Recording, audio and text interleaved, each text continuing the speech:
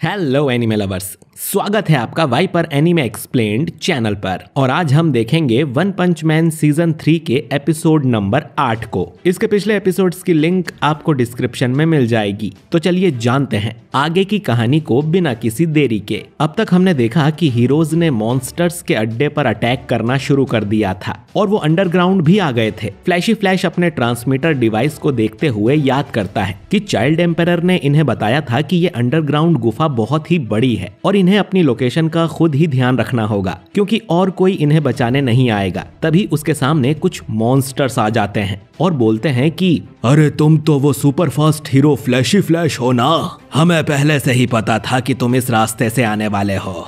Flashy flash एक पल में ही इन तीनों को मार के आगे बढ़ जाता है। तभी उसके सामने हेलफायर फ्लेम और गेल विंड आ जाते हैं। फ्लैश उन्हें भी तुरंत मारने की कोशिश करता है लेकिन वो दोनों आराम से बच जाते हैं और बोलते हैं कि ये तुम्हारी टॉप स्पीड थी क्या? तुम फाइनल 44 हादसे के लिए जिम्मेदार हो ना, इसलिए हम तुम्हें मारना चाहते हैं। फ्लैश और फ्लेम फिर अपनी तलवारों से फाइट करना शुरू कर देते हैं और विंड भी अपने मकड़ी के जाले से फ्लैश को मारने की कोशिश करता है लेकिन वो बच जाता है। विंड बोलता है कि हमने सोचा नहीं था कि तुम ऐसे अकेले ही हमला कर दोगे, तुम्हें खुद पर कुछ ज्यादा ही कॉन्फिडेंस है। विंड सोच रहा था कि वो फ्लैश को किसी कीड़े की तरह अपने जाल में फंसा लेगा लेकिन फ्लैश अपने अटैक से आसपास की दीवारें ही तोड़ देता है। फ्लैश इनसे पूछता है कि तुम लोग विलेज से हो क्या और तुमने मुझे मारने के लिए मॉन्स्टर एसोसिएशन ज्वाइन किया है। इसके बाद ये फ्लैशी फ्लैश को एक दूसरे कमरे में लेकर जाते हैं जो काफी बड़ा था। यहाँ भी ये लोग एक दूसरे से लड़ते हैं। फ्लेम और विंड कहते हैं कि अच्छी जगह है ना, ये हमने मॉन्स्टर्स से जबरदस्ती ली है,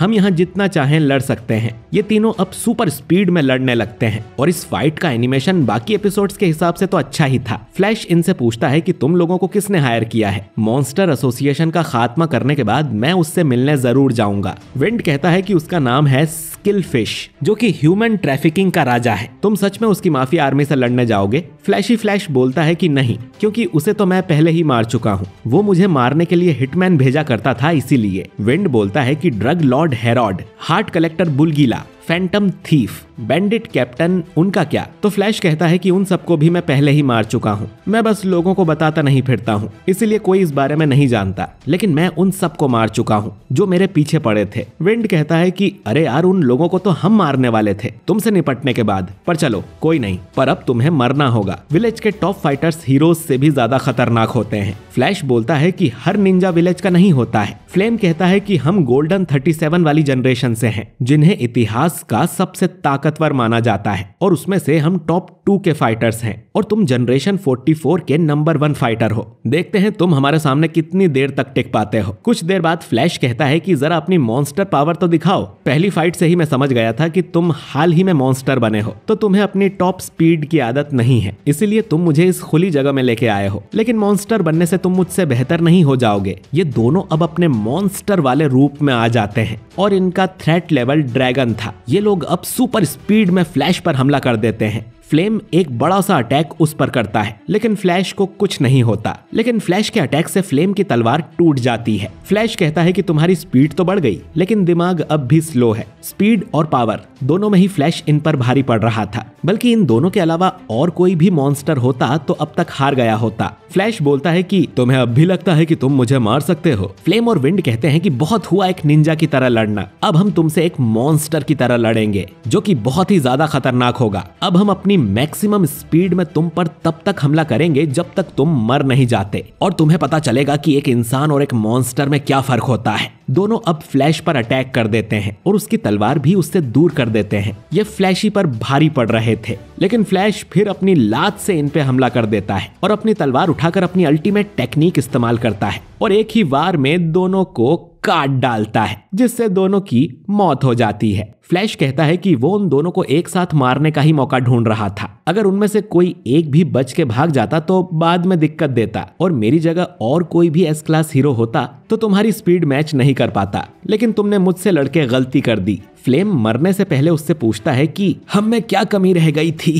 तो फ्लैश बोलता है कि ट्रेनिंग की। फ्लैश अब आगे बढ़ जाता है और ट्रांसमीटर पर अपनी लोकेशन देखने की कोशिश करता है, पर उसे पता चलता है कि वो तो उसने लड़ाई में कहीं गिरा दिया है। चाइल्ड एम्परर सबकी लोकेशन देख रहा था और सोचता है कि फ्लैशी फ्लैश अचानक एक जगह क्यों रुक गया, शायद उसका डिवाइस कहीं गिर गया है। वैसे हीरोज खुद को संभाल सकते हैं, एक बार हमें वो बच्चा मिल जाए तो हमारी टेंशन थोड़ी कम हो जाएगी। वैसे उसे एक खुफिया चीज पता है जो और कोई नहीं जानता। तभी चाइल्ड एम्परर के पीछे से एक मॉन्स्टर उस पे हमला करने आता है, लेकिन चाइल्ड एम्परर का रोबोट ही उस मॉन्स्टर को मार देता है। इसके बाद वो एक कमरे में जाता है जहां मेटल नाइट के बॉडी पार्ट्स पड़े हुए थे, जो देख चाइल्ड एम्परर हैरान हो जाता है। मेटल नाइट की ये हालत मॉन्स्टर किंग ओरोची ने की थी। चाइल्ड एम्परर सोचता है कि मेरा उससे सामना ना ही हो तो अच्छा है। इसके बाद वो इस रोबोट का डेटा निकालने लगता है ताकि उसे कोई क्लू मिल सके कि बच्चे को कहाँ रखा गया है। उसे पता चलता है कि किसी ने इस रोबोट को वापस जोड़ने की कोशिश की थी। शायद मॉन्स्टर्स के पास भी कोई एक्सपर्ट है। अगर मॉन्स्टर्स हमारी ही टेक्नोलॉजी हमारे खिलाफ ही इस्तेमाल करने लगे तो बड़ी मुसीबत हो जाएगी। तभी उस बच्चे की लोकेशन मिल जाती है। यानी मेटल नाइट ये बात शुरू से जानता था, फिर भी उसने ये बात नहीं बताई थी। चाइल्ड एम्परर अब आगे बढ़ने लगता है, लेकिन कमरे के बाहर ही उसे फीनिक्स मैन दिखाई देता है, जिसने चाइल्ड एम्परर के रोबोट को तोड़ दिया था।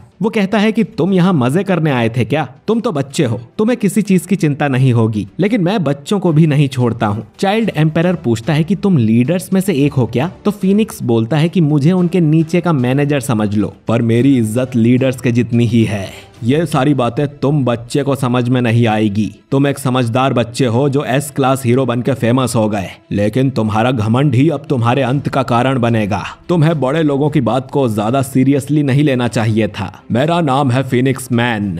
मैंने ये बर्ड कॉस्ट्यूम पहनी थी और उतार ही नहीं पाया, और कब एक मॉन्स्टर बन गया खुद को भी नहीं पता चला, और जल्द ही मैं मॉन्स्टर किंग ओरोची के जितना पावरफुल हो जाऊंगा। वो अब अपनी चोंच से चाइल्ड एम्परर को मारने जाता है, लेकिन उसके सामने एक शील्ड थी। चाइल्ड एम्परर कहता है कि तुम बात कर रहे थे, इतनी देर में मैंने इस शील्ड को सेट कर दिया था। ये पन्नी जितनी पतली होती है, जिसे आप अपने बैग में भी रख सकते हो। मैंने सोचा था मैं तुम्हें जिंदा अपने साथ लेके जाऊंगा, पर तुमने तो मेरा मूड खराब कर दिया। तभी उसके बैग में से कुछ हथियार निकलते हैं, जिनसे वो फीनिक्स मैन की बैंड बजा देता है। इधर वागामा की जेल के बाहर कुछ मॉन्स्टर बैठे हुए थे, और उसकी जेल के अंदर एक मेंढक उछलते हुए आता है, जो कि उसके मुंह से चिपक जाता है। तभी इस कमरे में पॉइजन गैस भर जाती है, जिसे सूंघने से सारे मॉन्स्टर्स बेहोश हो जाते हैं, और चाइल्ड एम्परर जेल को काट कर वागामा के पास आ जाता है। वो मेंढक वाला मास्क भी उसी ने भेजा था। पर तभी जेलीफिश यहाँ आके चाइल्ड एम्परर पे हमला कर देता है, लेकिन चाइल्ड अपनी शील्ड से खुद को बचा लेता है। इसके बाद वो अपनी लेजर वाली तलवार से जेलीफिश को काट देता है, लेकिन उसे कोई फर्क नहीं पड़ता। पॉइजन गैस का भी उस पे कोई असर नहीं हुआ था।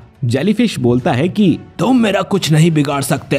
किसने सोचा था कि एक क्लास एस हीरो को हराना इतना आसान होगा? पर तभी वो देखता है कि चाइल्ड एम्परर उसके अंदर पेट्रोल भर रहा था, जिसके बाद वो उसमें आग लगा देता है और वागामा को लेकर यहाँ से जाने लगता है। वागामा कहता है कि तुमने आने में कितनी देरी कर दी। चाइल्ड एम्परर को महसूस होता है कि आगे कोई मॉन्स्टर है, तो वो पहले अपने रिमोट कंट्रोल्ड टैंक को आगे भेजता है, जिसे वो मॉन्स्टर तुरंत ही तबाह कर देता है। ये मॉन्स्टर था machine God G5। Child emperor सोचता है कि ये एक रोबोट है, तो वो उसे करंट लगा के उसे बंद करने का सोचता है, लेकिन G5 अपनी तलवार से उसके डिवाइस को काट देता है और इन दोनों की तरफ बढ़ने लगता है। चाइल्ड एम्परर अब अपने 3 रोबोट डॉग्स को बाहर निकालता है, जो कि आपस में मिलकर एक बड़े रोबोट बन जाते हैं। चाइल्ड एम्परर अब मिसाइल फायर कर G5 को चिपका देता है और रोबोट डॉग उस पर बड़ा सा हमला करता है, और चाइल्ड एम्परर वागामा को लेकर यहाँ से भाग जाता है और सोचता है कि अभी वो डिस्ट्रैक्ट नहीं हो सकता। अभी उसका मिशन सिर्फ वागामा को सेफ जगह पहुंचाना है, और ये एपिसोड यहीं पर एंड हो जाता है। तो दोस्तों, आपको ये एपिसोड कैसा लगा? इसमें पहले के एपिसोड्स के मुकाबले थोड़ा ठीक एनिमेशन था। बाकी देखते हैं कि अगले एपिसोड में क्या होगा। वीडियो अच्छा लगा हो तो इसे लाइक और शेयर कीजिए, और अगर आप हमारे चैनल वाइपर एनीमे एक्सप्लेन्ड पर नए हैं तो हमारे चैनल को सब्सक्राइब करके बेल आइकन जरूर दबाइए। मैं मिलता हूँ आपसे बहुत ही जल्द अगले वीडियो के साथ। शुक्रिया।